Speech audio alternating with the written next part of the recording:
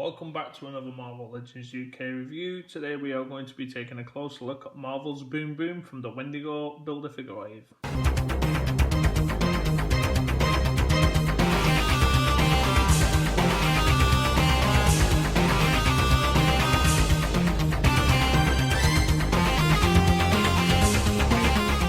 Back with another action figure review courtesy of Hasbro. We are now 5 figures deep into the Wendigo Build-A-Figure wave. We are taking a look at Tabitha Smith, aka Boom Boom, from the X-Force team. We've already had Cannonball from the wave, who she had a bit of a fling with. We've had Cable in the past. No doubt we're going to begin the Feral, and at some point maybe a reissue of Warpath as well, so it looks like they're actually fleshing out the X-Force team, which is pretty cool. As you can see, she comes with the Build-A-Figure piece and a host of accessories as well. As you can see from the back, you need 6 figures to complete the actual Build-A-Figure. We've already reviewed Mr. Sinister, the Marvel's Guardian, Cannonball and Nightcrawler. The bio reads on the back: Marvel's Boom Boom, Tabitha Smith, alias Boom Boom, manipulates energy to create explosive time bombs that she can detonate at any moment. So we did get a glimpse of Tabitha Boom Boom in the X-Men Evolution TV series. She was more part of the Brotherhood up until maybe I think it was season 4. Where she then joined the X-Men. In the comics, she's well known for what she does with their Team X-Force. A couple of crossovers in there as well, so she's quite unique and quite a fun character to have within your actual collection, as you can see as well. Nice little side artwork on the box continues. So what I'm going to do is going to break her open, have a closer look at accessories, the Build-A-Figure piece, and then go into her detail as well. So here is Boom Boom out of the box, and as you can see, she comes with multiple accessories. She comes with a left interchangeable hand to swap out for the hand that she's got the power effect with. She comes with another fireball, which can be fitted to the right or left hand by the looks of that hook there, which she's done in a nice translucent soft plastic, similarly to the plastic that we got with the Hobgoblin bombs, etc. Then she comes with a new head sculpt without the bubble, so the glasses, unlike the Jubilee, are moulded onto the actual figure. Really nicely done, clean paintwork. Up until maybe her earrings, I'm not too sure. Yeah, so one of her earrings has got a bit of a scuffage on it, but in hand without the actual camera you can't see it, so not a big issue. There's a wash running through her hair as well, which is quite nice. It exuberates the highlights.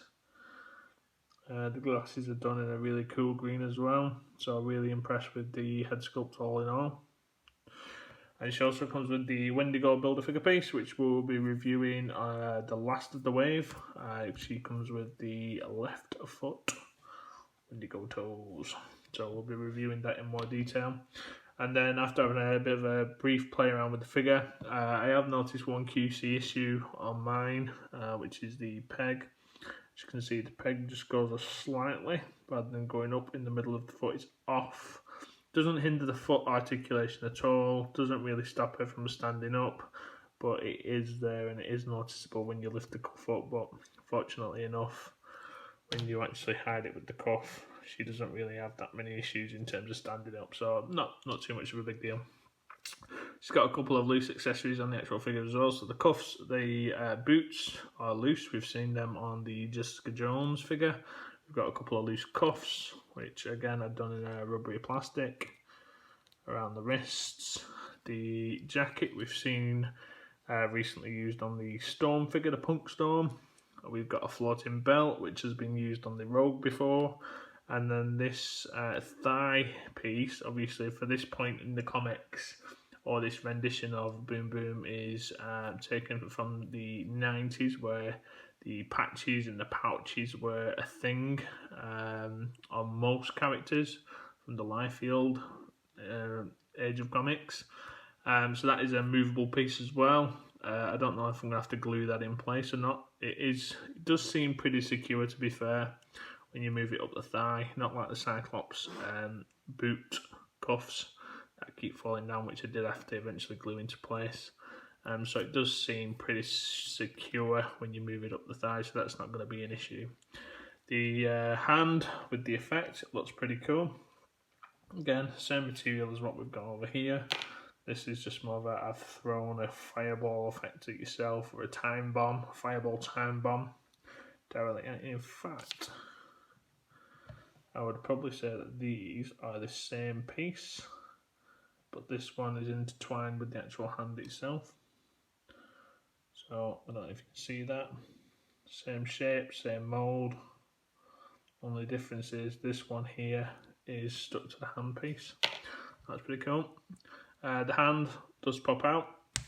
There we go, on a nice little peg. So if you wanted to change that for the relaxed hand, that's easy enough done. And then obviously with the original effect, it looks like that little cut in the plastic is where you would get her to hold it.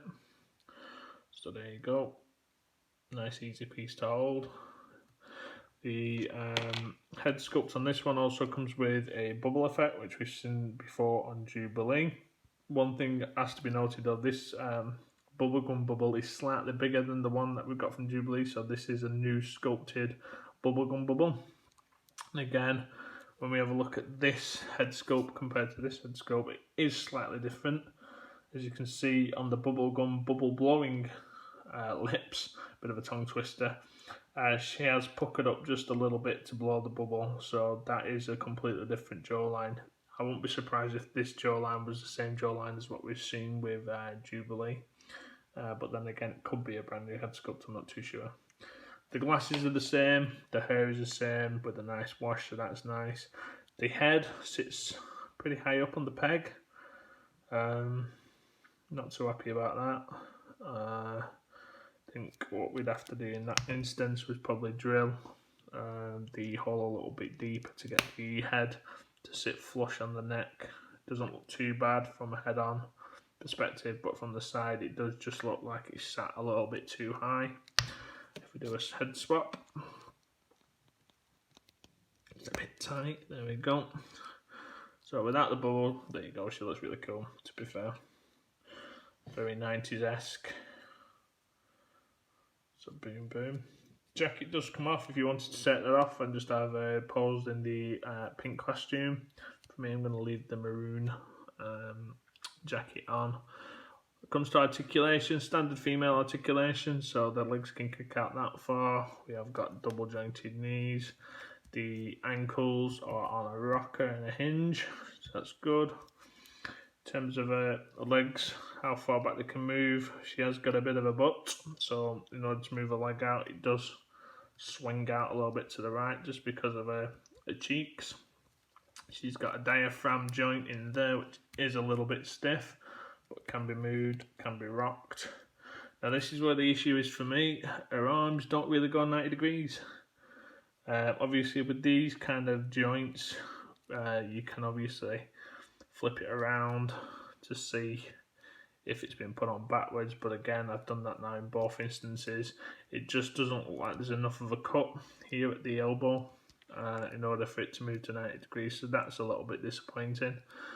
You could potentially warm the joint up and then force it back just to give you that bit more, but in terms of damaging the figure,